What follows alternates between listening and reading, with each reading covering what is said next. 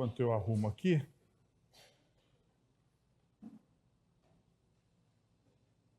Você pode colocar o seu, como eu, o seu celular no silencioso, né? Aí no vibra, caso também você não possa desligá-lo.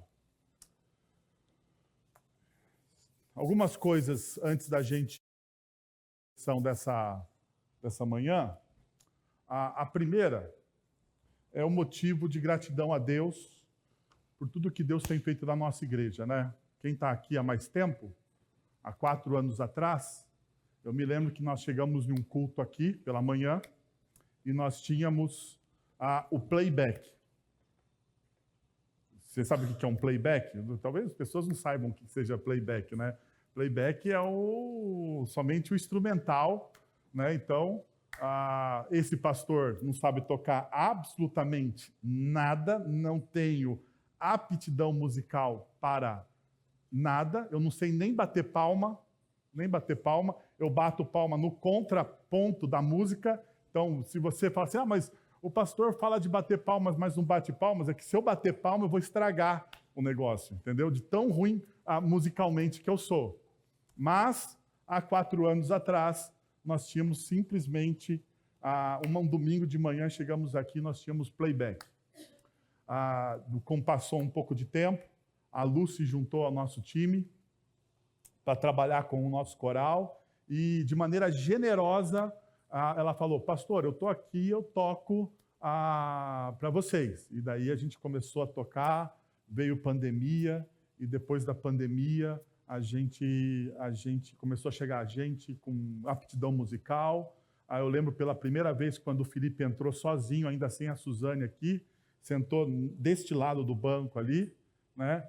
Meio mal encarado, não sei o porquê, eu acho que ele estava bravo com alguma coisa, mas o pastor Guilherme se aproximou dele ali, e do jeito do Guilherme, né, sempre espontâneo, já foi conversando,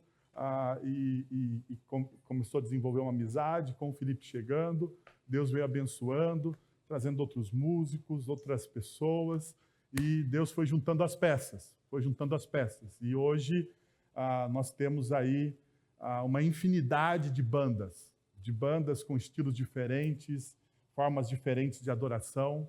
Então, isso é um motivo de gratidão. Toda vez que eu olho, hoje pela manhã, né, nós temos o culto do domingo, do primeiro domingo, semana que vem, primeiro domingo, coral tocando, daí cantando aqui pela manhã. Segundo domingo nós temos o jazz, no terceiro a banda clássica, violino, mais clássico, e hoje nós temos a nossa banda raiz, né?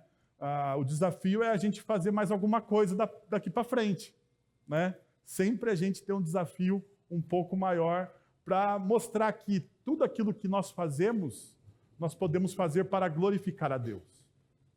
Na verdade, a boa arte foi saqueada pelo nosso inimigo, pelo inimigo das nossas almas, o diabo. A boa arte foi saqueada pelo diabo e destruída.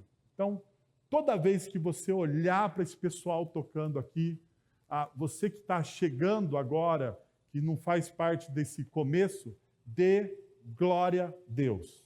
Dê glória a Deus. Porque teve um tempo que era só playback e a minha voz terrível tentando ajudar a puxar os hinos da igreja, né? Quando a gente não tinha o pessoal que tocava, né?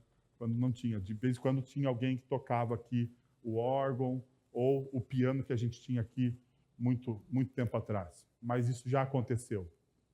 Um segundo aviso que eu gostaria de dar, antes da gente entrar na nossa reflexão, é o seguinte: temos poucos convites para o almoço. Você pode ver que eu não estou preocupado hoje porque eu vou almoçar aqui. Eu vou almoçar aqui, então o almoço está pronto. Então, se você ainda não comprou o convite para o almoço, correndo, você sai lá fora, fale com a Suzane ao final do culto. Não agora, não sai correndo agora. A Suzane está aqui e vai assistir o culto, pelo amor de Deus, né? Mas, pouquinho antes do final do culto, a Suzane vai sair e vai ali se preparar para receber você e poder te ajudar se você ainda quiser. A gente, lembrando que todo o valor arrecadado do almoço vai para as igrejas do sul do país, para a reconstrução de algumas igrejas do sul e para a missão no Iraque. Outro aviso que nós temos importante. Vamos entrar aqui na última semana de férias, né? Últimos dias do mês de julho, né?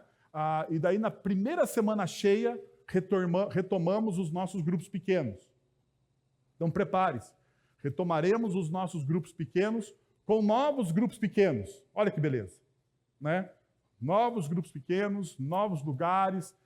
O movimento de grupos pequenos na nossa igreja tem aumentado, isso tem sido muito bacana também. Nós precisamos louvar e adorar ao Senhor por isso. Então, gostaria de dizer isso. Acho que são esses os avisos que nós tínhamos para este momento, tá bom? Então, eu não queria, no final, eu ter que lembrar desses avisos.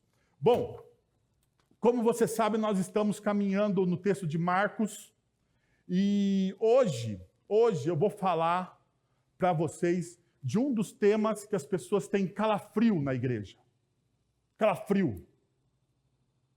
Quem gosta aqui de filme de terror? Quem gosta de filme de terror?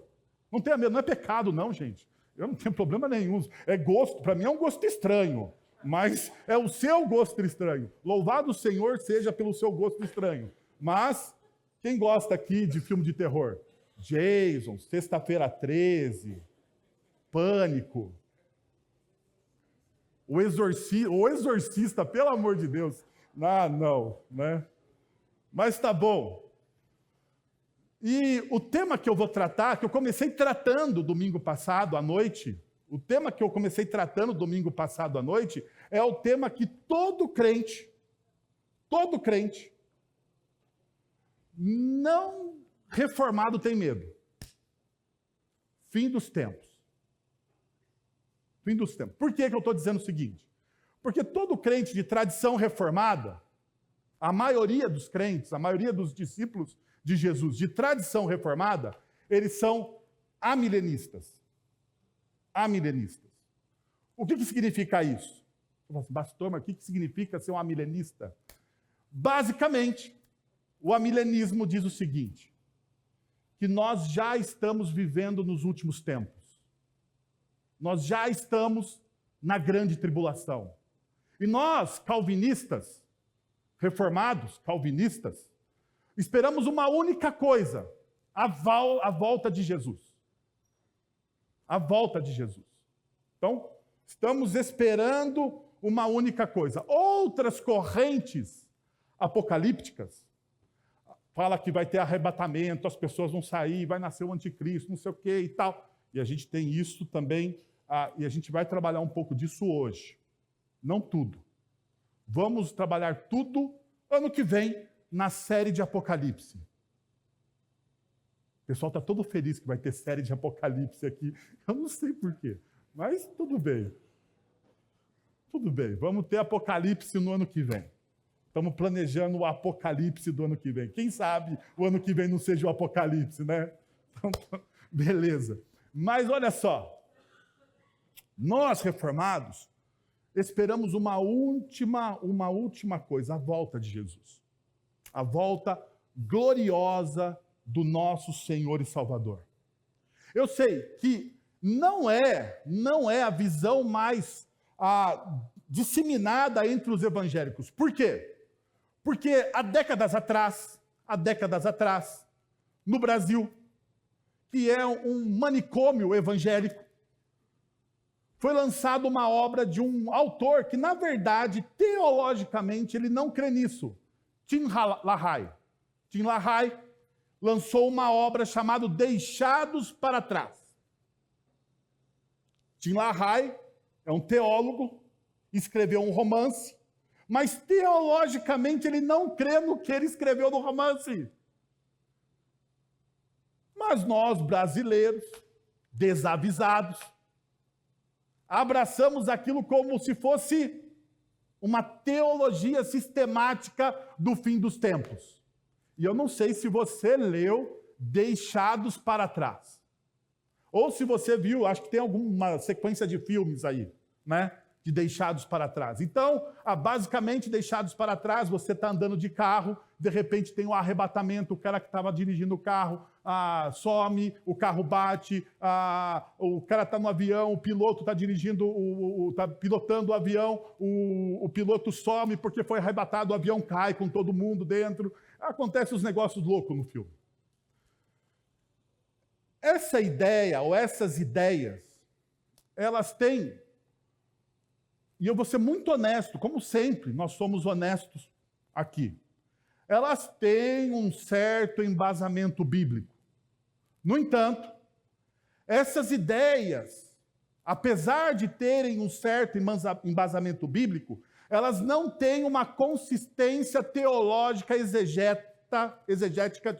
uma consistência teológica exegética de uma visão mais ampla das Sagradas Escrituras. Porque, veja, a visão apocalíptica, a literatura apocalíptica, o fim dos tempos, é falado desde o Antigo Testamento. Não é coisa que o apóstolo João, lá em Patmos, inventou. Não, não é. Você vai ter literatura apocalíptica, textos messiânicos, em diversos livros das Sagradas Escrituras. Todos esses livros que se referem ao fim, ou todos esses textos que se referem ao fim dos tempos, nós vamos encontrar. Por exemplo, um dos textos mais lidos no Antigo Testamento sobre literatura apocalíptica está no livro de Daniel. Mas também encontramos textos messiânicos em Salmos.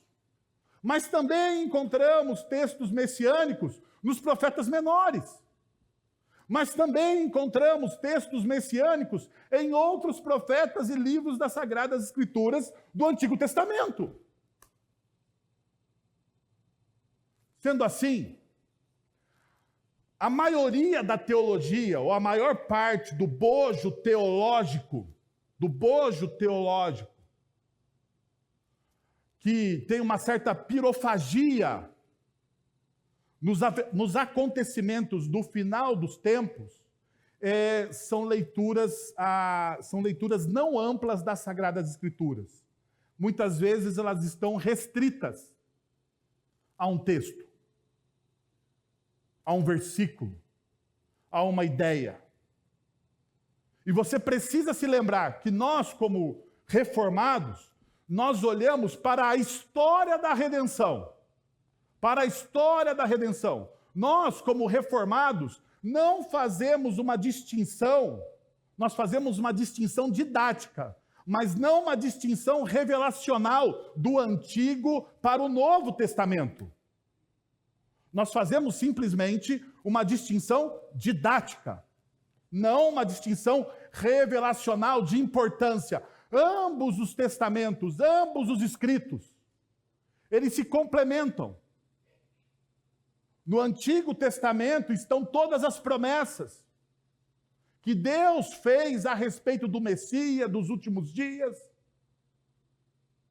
E no Novo Testamento nós vimos essas promessas se cumprindo na vinda do Cristo, na sua morte e ressurreição, mas também na vida e na história da igreja.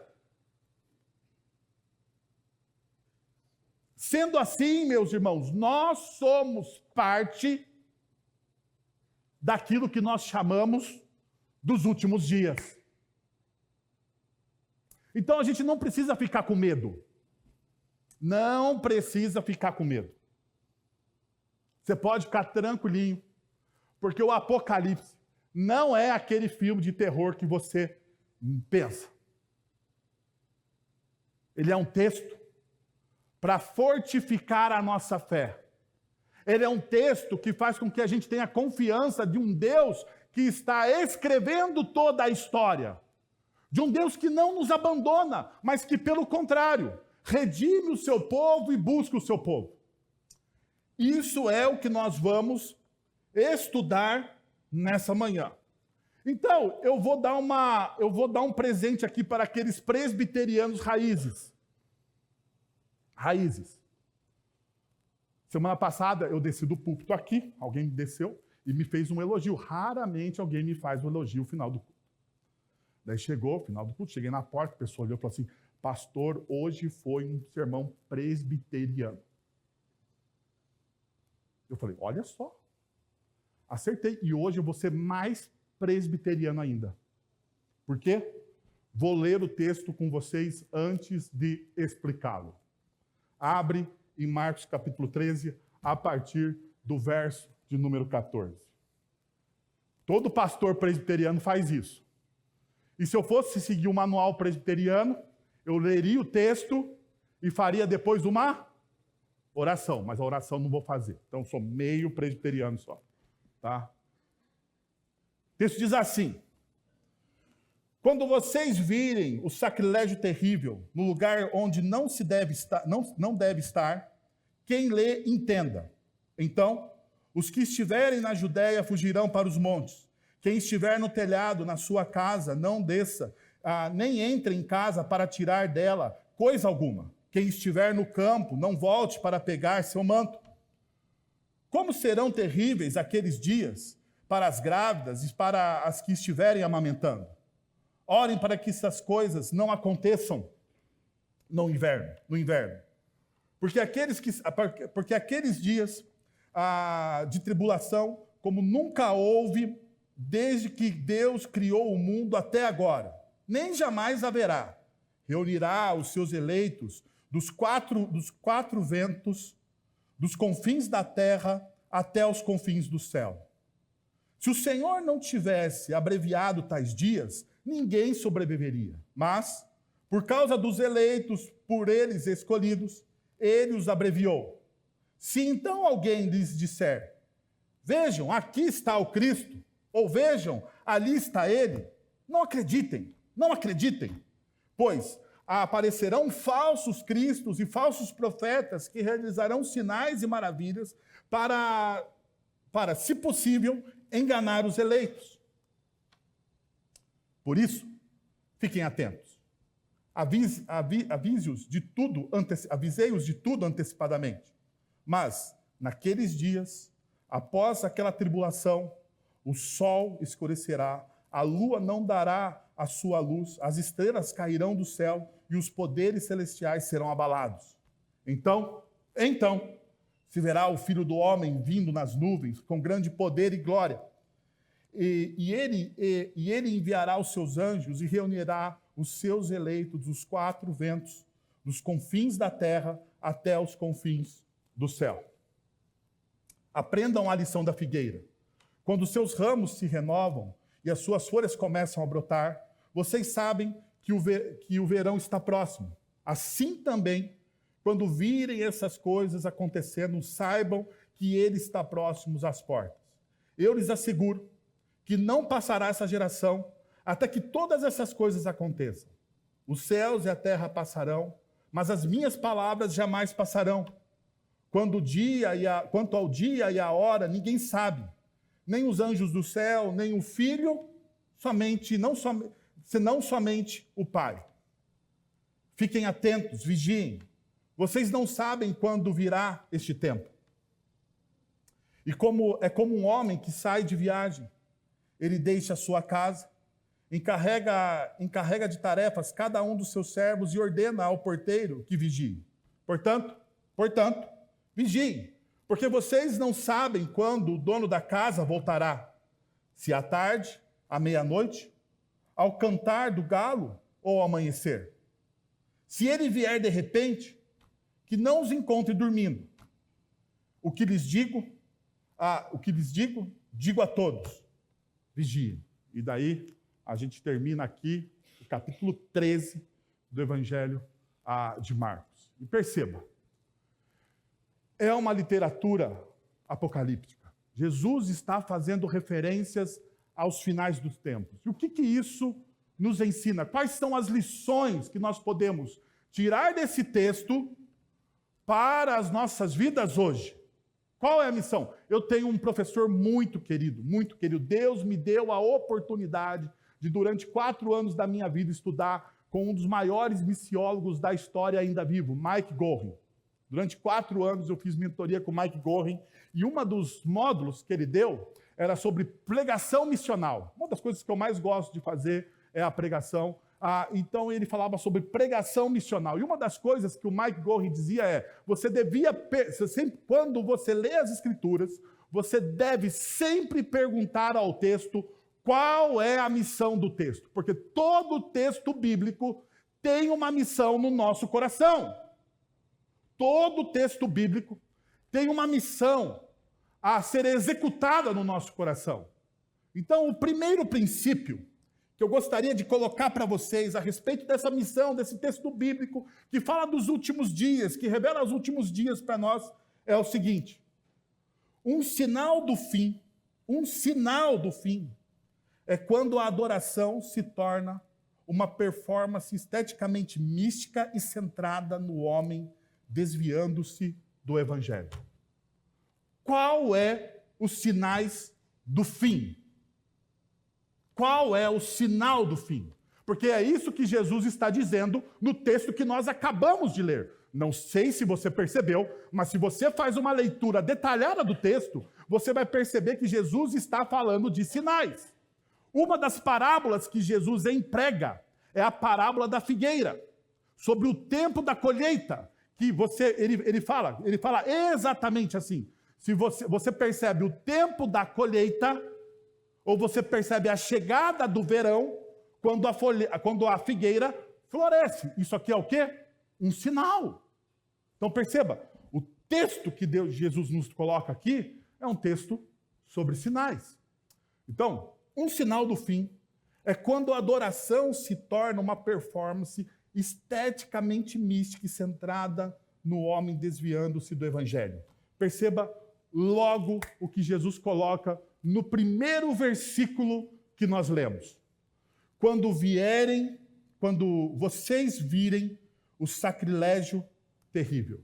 E você percebe que o texto está em aspas. E por que o texto está em aspas? Porque isso aqui é uma citação do Antigo Testamento. Do Antigo Testamento.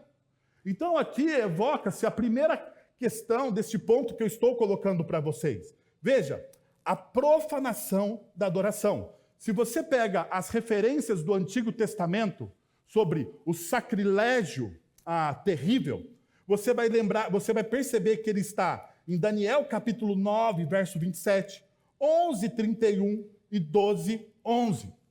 E perceba, os 3 versículos de Daniel apresentam um tema recorrente de desolação, sacrilégio e julgamento.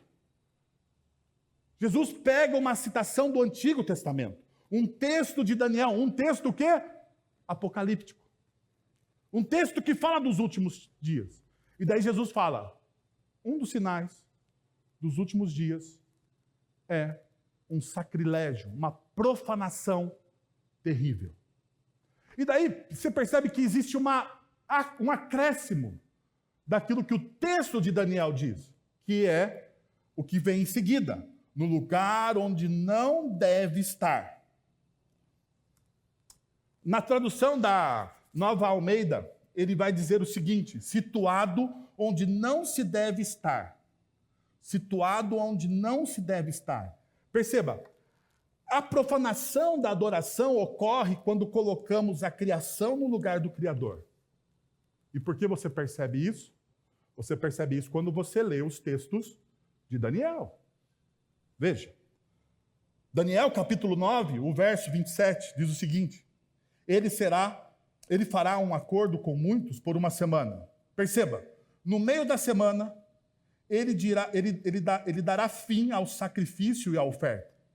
E em um templo será colocado um sacrilégio terrível, até que a destruição decretada se derrame sobre ele. Um outro texto que fala da mesma coisa, com as mesmas palavras, Daniel capítulo 11, 31. Suas forças se levantarão para profanar, e aqui está mais evidente, para profanar a fortaleza do templo e abolir os sacrifícios diários. Então, coloca lá ali o sacrilégio terrível. Perceba um terceiro texto. Depois de abolir o sacrifício diário e colocado o sacrilégio terrível, haverá 1.290 dias. Perceba, ao examinarmos os versículos de Daniel e Marcos, é impossível ignorar o tema recorrente da profanação e da subversão da adoração, que emerge especialmente em relação ao templo e aos sacrifícios diários. Esses elementos eram o coração pulsante da adoração judaica. Este cenário não apenas sublinha a gravidade da corrupção espiritual que estava naquele tempo, mas também revela uma profunda violação do que é sagrado, daquilo que é santo. Aquilo que era separado para Deus, agora é descaracterizado e subvertido para outra adoração, ou esvaziado do seu significado. Veja, quando nós lemos um texto profético e também apocalíptico, existem duas coisas que você precisa estar atento. Primeiro, o cumprimento imediato daquele texto para os seus primeiros leitores.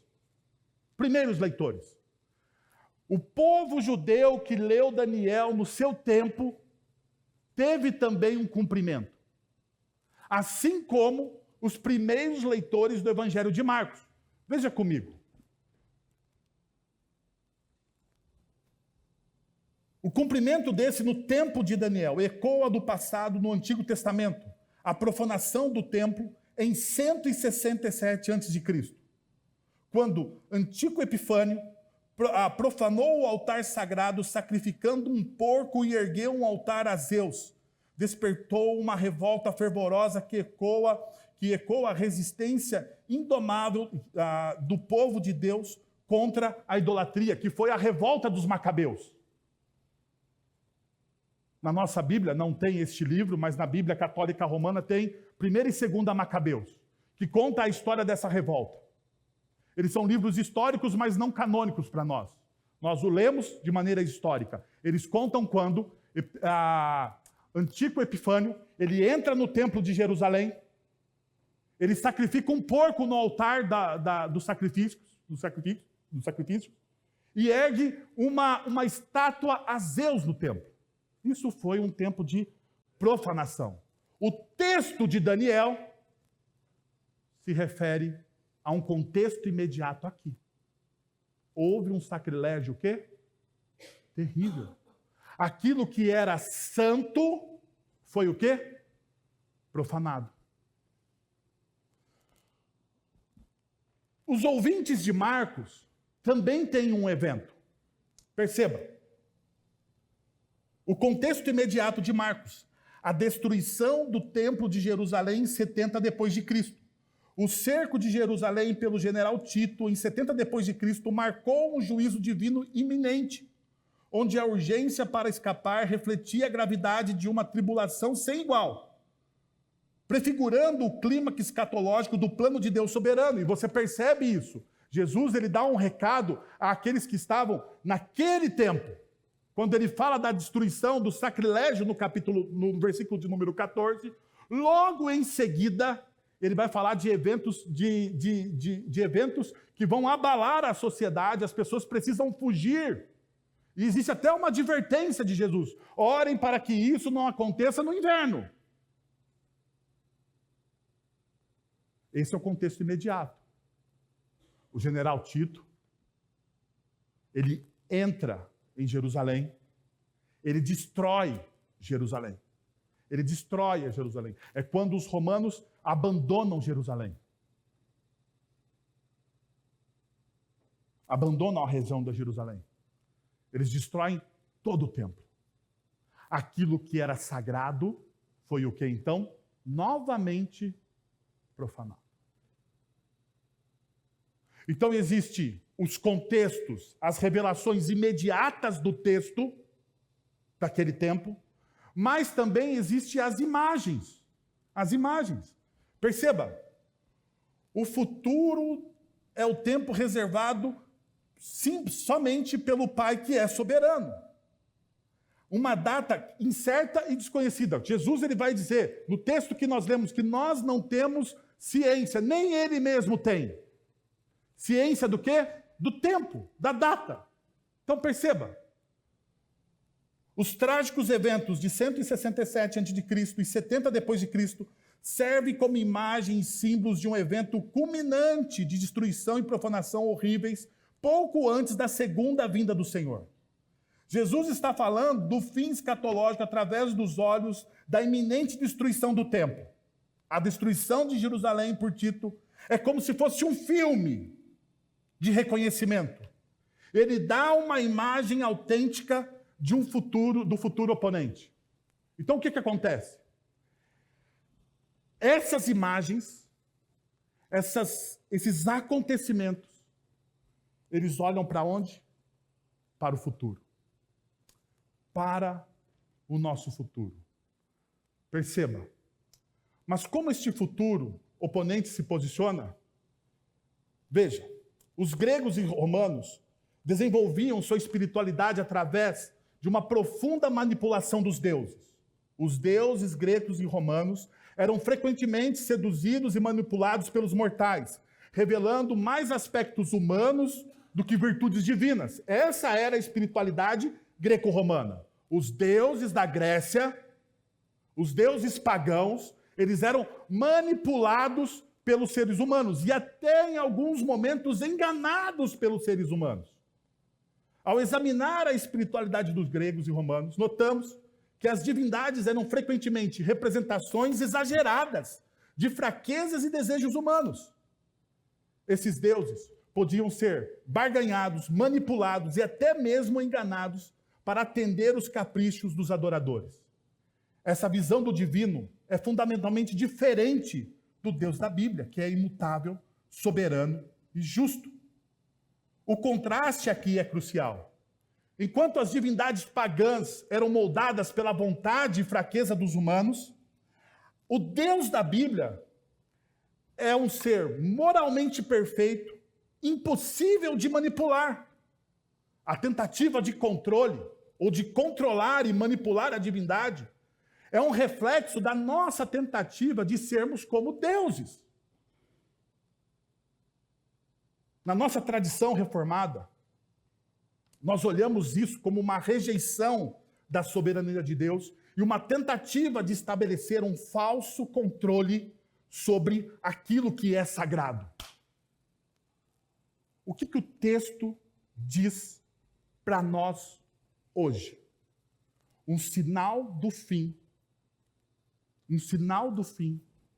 é quando homens e mulheres que se dizem espirituais, tentam manipular e subverter a adoração. Um sinal do fim é quando a adoração deixa de ser cristocêntrica e se torna ampotrocêntrica, o homem no centro de todas as coisas. Quando o homem se torna o centro de todas as coisas, a adoração e o fim da sua adoração, o objetivo final da adoração é subvertido, é pervertido. Assim como aconteceu em 167 a.C. e em 70 depois de Cristo. Mas a pergunta é, como isso acontece hoje aqui no Brasil? Será que a nossa adoração hoje aqui no Brasil, ela é mais antropocêntrica, está fixada nos homens e não em Cristo?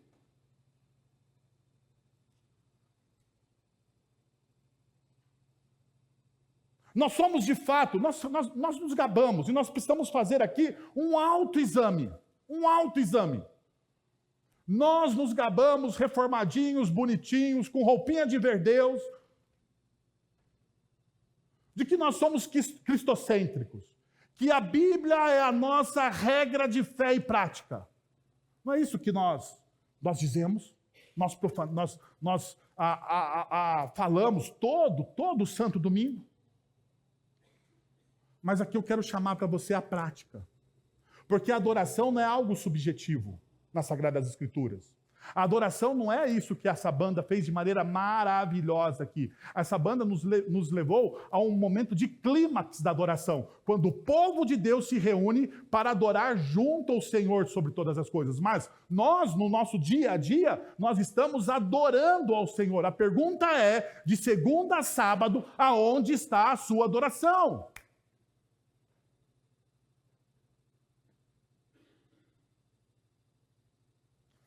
Perceba como Paulo, em 2 Tessalonicenses, a ideia do fim. Ninguém, de modo nenhum, os engane.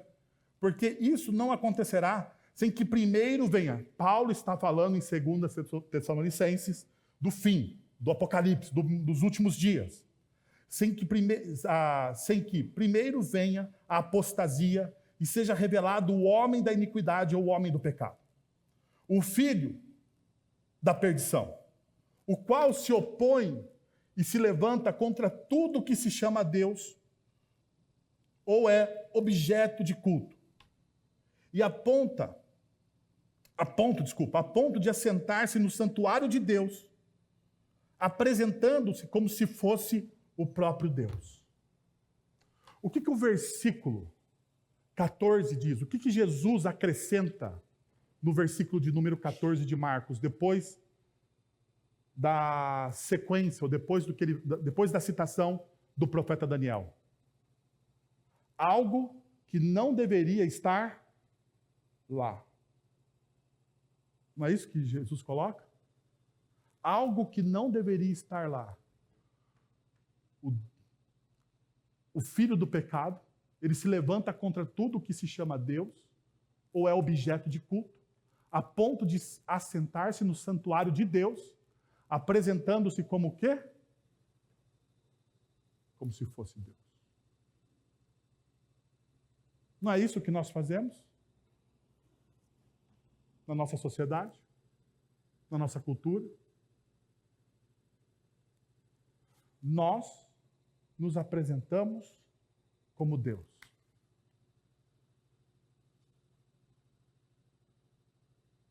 Eu sei, você está olhando para mim aí, do seu banco, e dizendo assim, você está exagerando. Eu nunca sentei num santuário, e eu nunca me coloquei no lugar de Deus. Vamos olhar biblicamente. Segundo o apóstolo Paulo, quem é ou aonde está hoje, após morte e ressurreição de Cristo Jesus, e sermos comprados e lavados pelo sangue do Cordeiro, aonde está o santuário de Deus?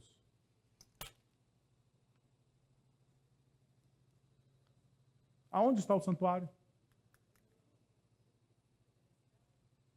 Aonde está? É aqui? Esse prédio aqui é o santuário de Deus? Então, o que Paulo está dizendo é que a gente vai meter uma cadeira aqui, talvez uma daquelas cadeiras bonitas que estão ali, colocarmos ela aqui e falar assim, agora tem alguém sentado no lugar que era para ser de Deus. É isso?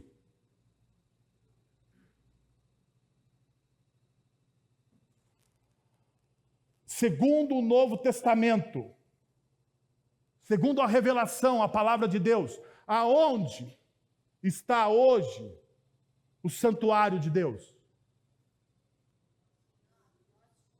Nós somos o santuário de Deus. Nós somos o santuário de Deus. Então, toda vez que você não vive a sua vida de forma cristocêntrica, você está cometendo aquilo que Paulo descreve aqui. Você está colocando outra coisa no lugar de Deus. Porque você é o santuário de Deus. Perceberam? Quando os nossos desejos são maiores do que a vontade da palavra, do que a verdade da palavra de Deus, nós estamos subvertendo a adoração. É isso que o texto está dizendo. Perceba, muitas vezes nós não percebemos, nós não vemos isso. Mas tem uma luz que o James Smith, no seu livro Você é Aquilo que Ama, ele traz quase que no final do livro. Tem livros que valem a pena para você chegar na última página e falar: é isso que eu queria desse livro. Não é verdade? Esse talvez, brincadeira, esse livro é muito bom, mas o final dele é o melhor. E ele diz o seguinte: a adoração precisa lidar com a moeda estética da imaginação. Qual é a moeda estética da imaginação? Perceba: histórias, poesia, música, símbolos e imagens. Tal adoração terá de ser palpável, tangível e encarnada. A adoração, a nossa adoração, ela lida com símbolos, com imagens. Por exemplo, nós temos um símbolo e uma imagem da Igreja Presbiteriana do Brasil. Não é a melhor símbolo e a melhor imagem, na minha opinião, mas nós temos o símbolo e a imagem da Igreja Presbiteriana do Brasil, que é a sarça ardente.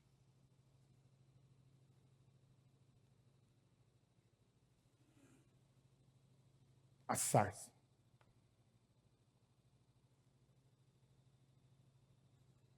Ela não se consumia pelo fogo. Um dos lemas. Ela não se consumia pelo fogo. É um símbolo. Você olha a sarça e você fala assim: estou em uma igreja presbiteriana do Brasil. Símbolo. Nós temos símbolo, músicas. Nós cantamos aqui hinos maravilhosos. Maravilhosos. E essas músicas nos levam ao quê? À adoração. Nos lembram de histórias. Tem músicas que são músicas afetivas, não tem? Músicas afetivas. Que você lembra de momentos aonde você cantou aquela música como se fosse uma oração. Agora existem símbolos. Nós temos símbolos. Um dos nossos símbolos que Jesus nos deixou foi o quê? A ceia. Não é isso? A Santa Ceia, quando nós juntos aqui no primeiro domingo do mês, semana que vem, domingo de Santa Ceia, a igreja estará um pouquinho mais cheia. Aonde nós partimos o pão e tomamos do cálice como símbolo, como uma imagem daquilo que Cristo fez para nós na cruz, a nova aliança. Agora, perceba como na nossa cultura,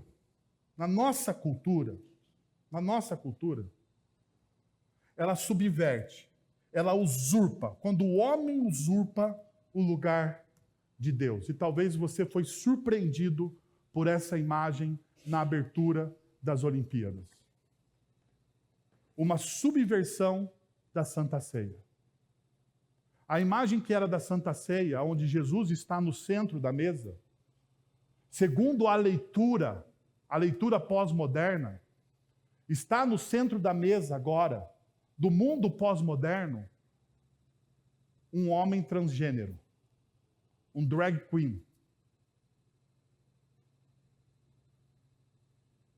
Uma subversão de símbolos, de imagens, aonde eles trocam aquilo que é sagrado por aquilo que é humano. Humano. Simplesmente humano.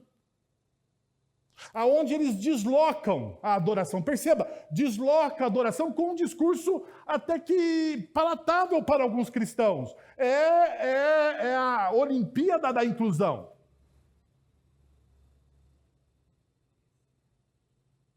É a Olimpíadas da inclusão. Então vamos mudar aqui esse símbolo, vamos mudar essa imagem. Eu sei, nós reformados, nós não somos adeptos à imagem. No entanto, essa imagem é uma imagem do mundo ocidental. Esse símbolo é um símbolo do mundo ocidental. Aonde você vê a imagem de baixo, essa representação da Santa Ceia em imagem, você se lembra do fato. Você se lembra do texto bíblico. Você se lembra daquilo que significa. E quando você muda aquilo, quando você desloca aquilo, quando você tira aquilo que é sagrado e se torna aquilo humano, e poderia dizer aqui profano. Profano.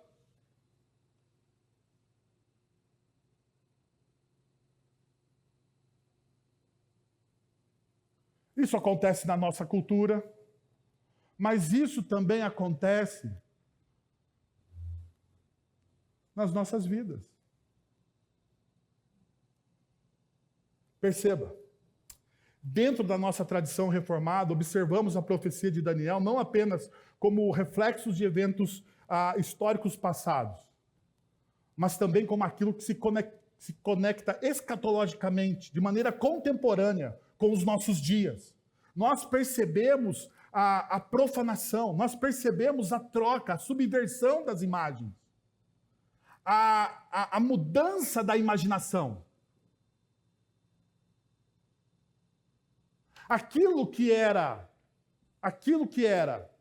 escandaloso, com a mudança da imaginação, aquilo que era pecado, e me desculpem, aquilo que era pecado, com a mudança da imaginação, se torna o quê?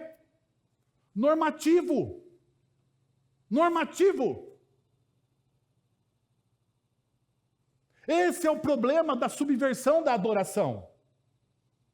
Quando a gente subverte a adoração, nós não vamos ter mais uma vida de santidade. Por quê? Porque deslocamos o lugar, ou aquele que é o centro da nossa adoração. Qual é o centro da nossa adoração? O centro da nossa adoração é um Deus santo, moralmente perfeito. Qual é o chamado da nossa santificação? Sede santos, porque eu sou santo. Não é isso que as Sagradas Escrituras dizem?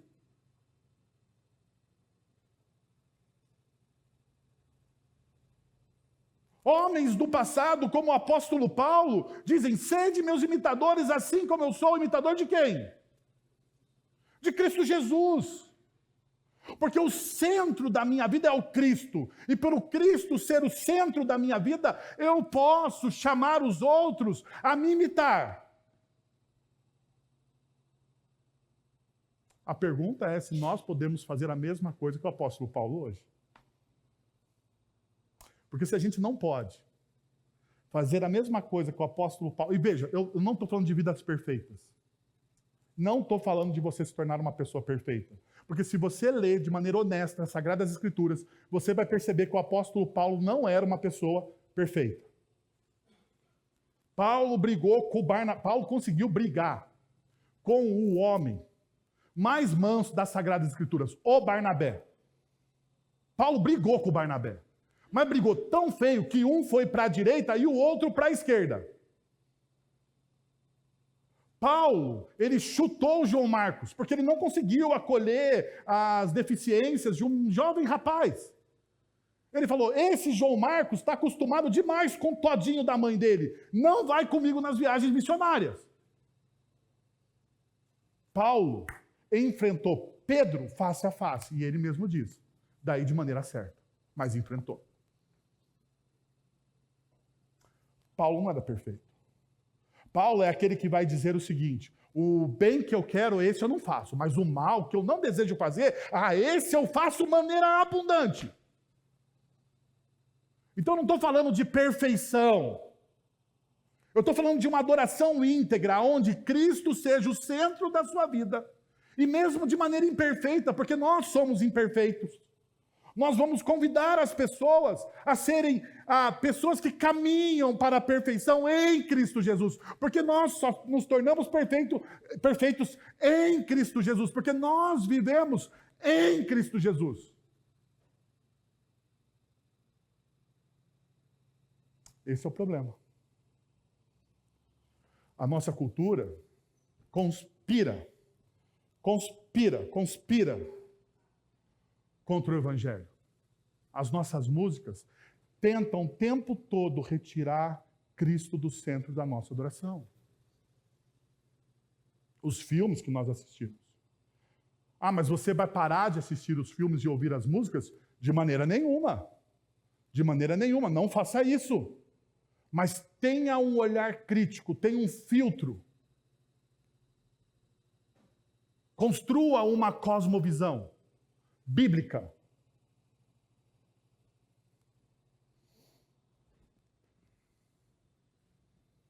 Segundo, Jesus voltará para reunir seu povo e restaurar todas as coisas, dando-nos esperança e propósito hoje. Olha o que o texto nos diz.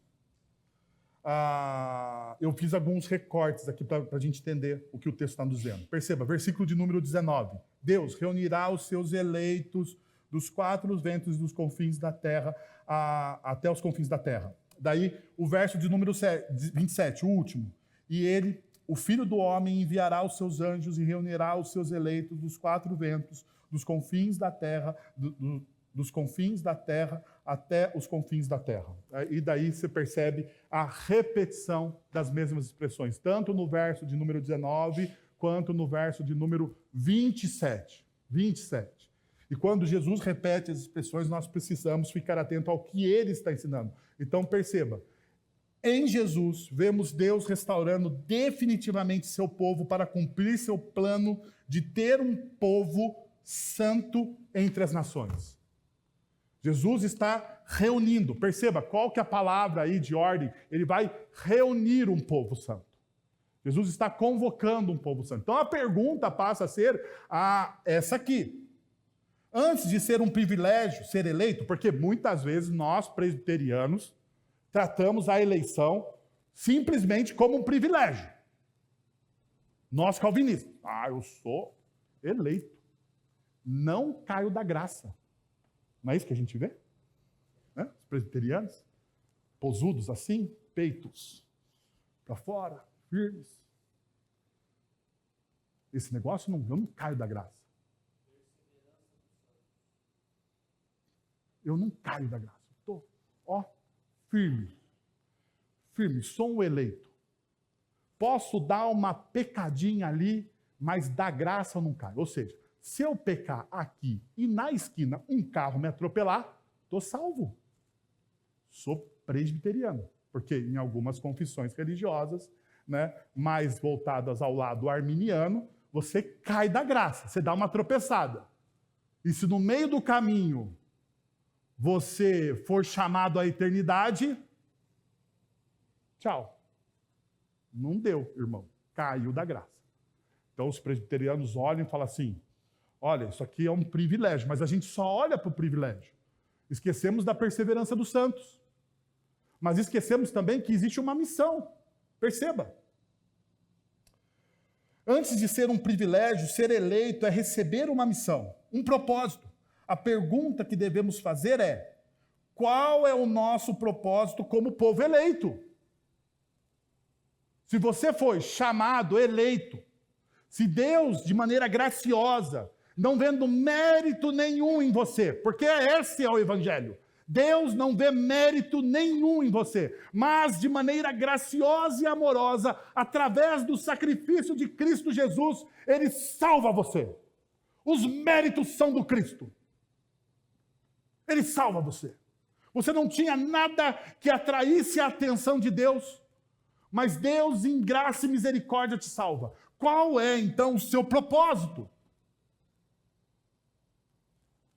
Bailey, no seu livro O Templo e a Missão da Igreja, diz: nossa tarefa como igreja é ser o templo de Deus, tão cheio de sua presença, que espalhemos e enchamos a terra com aquela gloriosa presença até que Deus finalmente realize de forma plena o seu propósito no fim dos tempos. Essa é a nossa missão como comum e unificada, que possamos nos unir em torno deste propósito. Qual é o nosso propósito? A nossa tarefa como igreja é ser templo de Deus, tão cheios de sua presença, que espalhamos e enchemos a terra com aquela gloriosa presença, até que Deus finalmente realize de forma plena o seu propósito no fim dos tempos.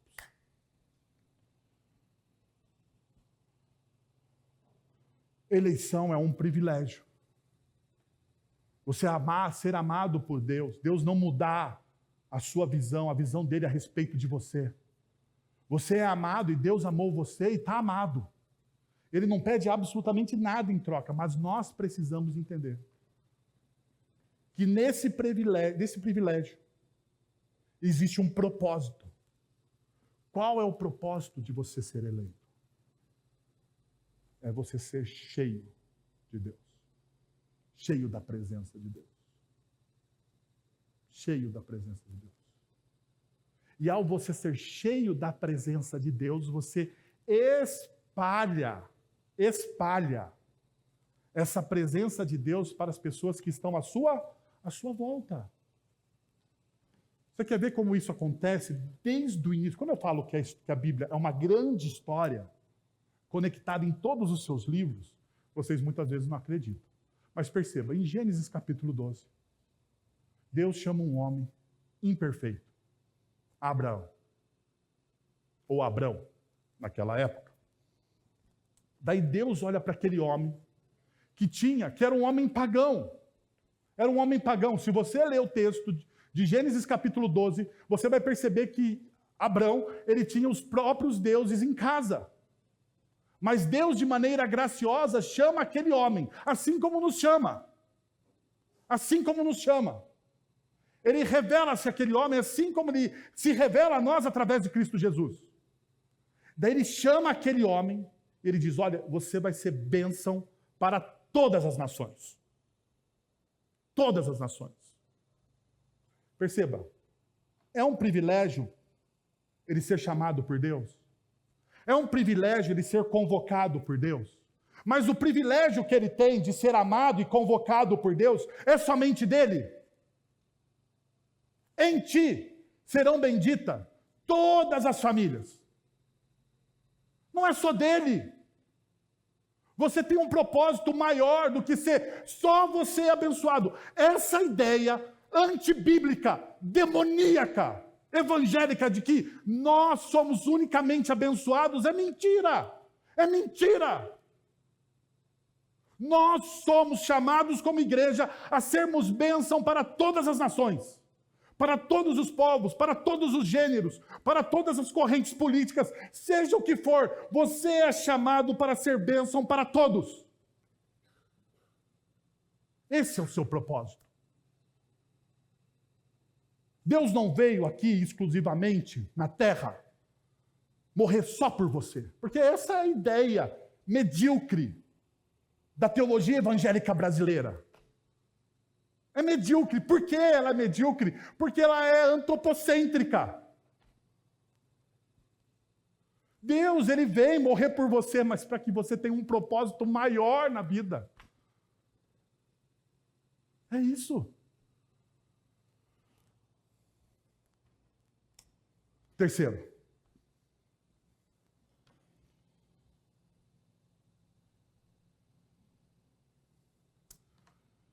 Jesus voltará em breve. Vivamos intencionalmente, refletindo o reino vindouro. Perceba o que diz o verso de número 30. Eu lhes asseguro que não passará esta geração até que todas as coisas aconteçam. Os céus e a terra passarão, mas as minhas palavras jamais passarão. E nós, como bons crentes evangélicos brasileiros, gostamos de versículos específicos, né? E daí a gente olha para esse texto e fala, olha só, o que é, né? A questão passa a ser, a questão que ninguém consegue dormir. A questão é, quem é esta geração? Qual geração Jesus está falando aqui? Daí, diante das correntes teológicas, nós temos algumas opções. Primeira opção, a geração contemporânea dos dias de Jesus, que viria a destruição de Jerusalém em 70 depois de Cristo. A geração escatológica que está viva no fim da história, que verá todas essas coisas porque elas ocorrem em estreita aproximação umas das outras. O povo judeu, com a palavra geração, sendo entendida como raça, uma raça particular de pessoas. Ou, final, a geração dos dias de Jesus, que veria a vinda do reino. Qual dessas gerações? Cada teólogo tem a sua preferida. Mas eu vou falar o que normativamente a gente percebe. Veja, se Jesus tivesse a intenção de seguir a opção 4, ele teria cometido um trágico erro, resultando em sua morte enquanto tentava instaurar o seu reino físico aqui. Esse cenário é claramente inaceitável, pois implicaria em uma falha em seu ministério e missão. Então, a 4, ela é descartável. Mas deixa eu ir direto para a gente não ficar enrolando aqui. No entanto, embora o dogmatismo seja inadequado muitas vezes, acredito que a interpretação mais robusta seja a opção de número 2. Quando Jesus fala de esta geração, a melhor compreensão dentro do aspecto reformado pode ser que ele se refere a esta geração escatológica, aqueles que já estão no final dos tempos, aqueles que já experimentam a verdade do reino de Deus ou a presença não perfeita do reino, o já ainda não. Essa já é uma geração escatológica. Como reformados, cremos no amilenismo, ou seja, acreditamos que o milênio descrito em Apocalipse 20 é simbólico do período entre a primeira e a segunda vinda de Jesus, de Cristo. Durante esse tempo, Cristo reina espiritualmente desde o seu trono celestial, orquestrando todas as coisas para o fim desejado. Nesse contexto, a geração escatológica é a igreja, o seu povo reunido, que através de Cristo recebe todas as promessas contidas no Antigo Testamento e vê o seu cumprimento na história. Outra realidade importante é a visão de outros autores neotestamentários, como Pedro, que aplica o texto do Antigo Testamento à igreja, chamando de geração eleita. A igreja é a geração eleita, povo escolhido de Deus, 1 Pedro 2,9. Essa designação ecoa promessas de Deus de Êxodo capítulo 19, versos de números 5 e 6, onde Israel é chamado de reino de sacerdotes e nação santa. Portanto, a geração escatológica não é apenas uma referência a um grupo cronológico de pessoas, mas a comunidade da fé, a igreja, que vê a consumação das promessas de Deus em Cristo.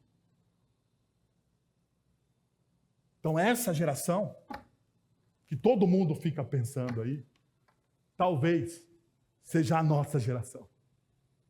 Ou talvez não seja a nossa geração. Porque a data, o dia, a hora, só compete a quem? Ao Pai. Então, perceba, por isso que Jesus, então, ele vai dar um adendo a isso.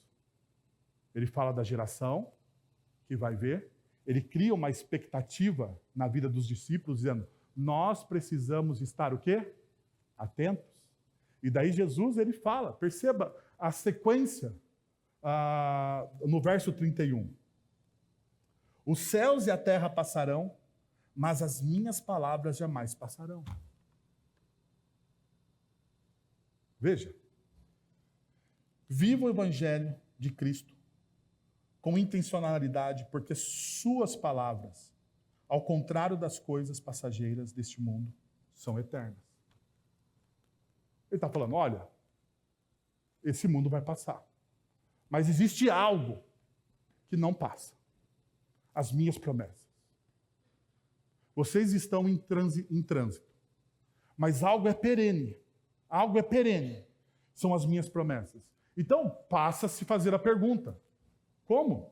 Como eu vivo de maneira intencional o Evangelho de Cristo Jesus? Como isso de maneira prática? O próprio Jesus, ele responde no texto que nós lemos. Perceba, a lição da figueira, Marcos capítulo 13, versos de 28 a 31, que é sobre sabedoria espiritual. Perceba, aprendam a lição da figueira quando os seus ramos se renovam e suas folhas começam a brotar. Vocês sabem que o verão está próximo. Assim também, quando virem essas coisas acontecendo, saibam que ele está próximo às portas. Eu lhes asseguro que não passará essa geração até que todas essas coisas aconteçam. Perceba, a sabedoria e sensibilidade espiritual que nos preparam para a vinda de Cristo são cultivadas através de uma vida dedicada à oração e ao estudo profundo das Escrituras. Você precisa estar sensível ao que está acontecendo à sua volta. você precisa ter uma vida profunda de oração. Você quer não ter medo do fim dos tempos? Estude a palavra de Deus. Você não vai ter medo. Pelo contrário, deixa eu te contar um segredo. Um segredo. Vou falar aqui. Código dos milhões. Você que gosta do coach. Código dos milhões. Vou te contar o segredo agora. Se você tiver uma vida de estudo profundo da palavra de Deus, você vai ansiar pela volta de Cristo. Você vai desejar a volta de Cristo. Você vai viver para que Cristo volte o mais rápido possível. Sabe o porquê? Porque naquele dia todas as nossas lágrimas serão enxugadas. Porque aquele dia será glorioso e toda a experiência que você já teve aqui na terra, toda a experiência que você já teve aqui na terra, que foi boa, maravilhosa, aquela experiência que tira o seu ar, que tira o seu fôlego, que você pensa após ter aquela experiência, eu preciso fazer isso de novo na minha vida. A volta de Cristo Jesus será glorioso. E essa sensação será eterna. Você está me entendendo? A sensação de tirar o fôlego da sua vida será eterna. Você vai viver com isso no seu coração. Você vai viver eternamente assim. Então, toda vez que você estuda de maneira profunda a palavra de Deus, deixa eu te dizer uma coisa, você perde o medo da vinda de Cristo e você anseia por isso, porque é glorioso, porque vai encher o seu coração de significado, a sua vida será transformada. Mas Jesus não para por aí. Jesus, então, ele fala do mordomo. Quando o dia e a hora, ninguém sabe. Nem os anjos do céu, nem o filho, senão somente o pai. Então ele vai dizer, fiquem atentos, vigiem. Fiquem atentos e vigiem. Vocês vocês não sabem quando virá este tempo. Essa é a ideia. E daí Jesus conta a parábola do mordomo, dos servos da casa, do senhor da casa. Essa lição do mordomo, de Marcos capítulo 13, de 32 a 37, é sobre fidelidade e prontidão. Fidelidade e prontidão.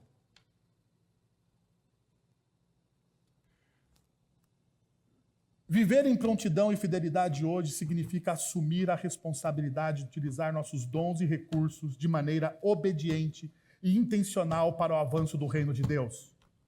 É reconhecer que, a qualquer momento, seremos chamados a prestar contas. E isso nos motiva a viver vidas marcadas pela integridade e pelo serviço dedicado. Viver em prontidão e fidelidade hoje significa assumir a responsabilidade de utilizar nossos dons e recursos de maneira obediente e intencional para o avanço do reino de Deus.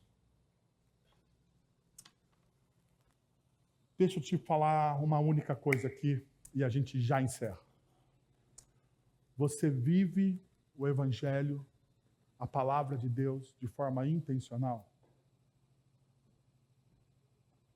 Deixa eu te fazer uma pergunta. Nós dizemos aqui, semana que vem nós vamos ter Santa Ceia, semana que vem o culto será glorioso. Glorioso. Não porque eu vou pregar novamente, mas porque teremos a Santa Ceia e os sacramentos, batismo e profissão de fé. Vai ser glorioso. Mas toda vez que nós nos reunimos para esse evento de batismo e profissão de fé, nós prometemos,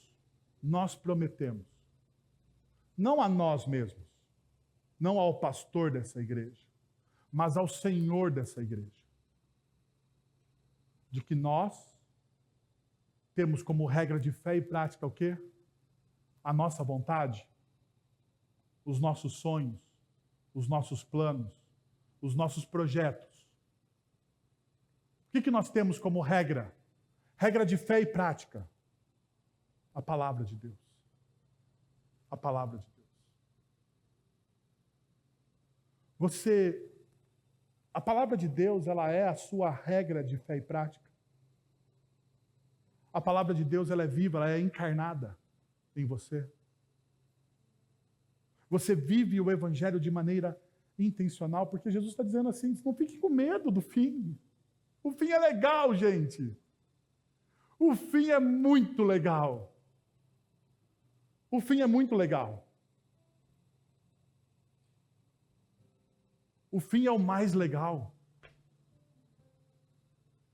Então não fiquem com medo. Vivam ansiando pelo fim. Viva de maneira intencional. Quero convidar você a fechar os seus olhos e abaixar a sua cabeça.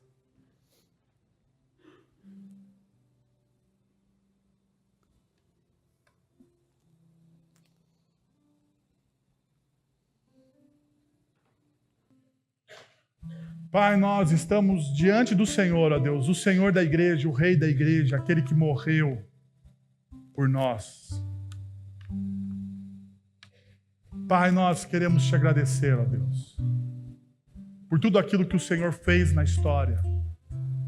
Queremos te agradecer, ó Deus, porque nessa trindade maravilhosa, o Senhor morre por nós e o Senhor envia-nos o Consolador. Aquele que nos alimenta, aquele que nos incomoda, aquele que nos diz ou que nos dá a sabedoria para viver, Senhor, em construção com a Tua palavra, com a Tua revelação. E Pai, nessa manhã, nós queremos nos arrepender, Senhor, de não vivermos de maneira intencional o Teu Evangelho. De termos muitas vezes o nosso eu como o centro do nosso culto. De adorarmos mais os nossos planos e projetos do que a missão que o Senhor nos confiou.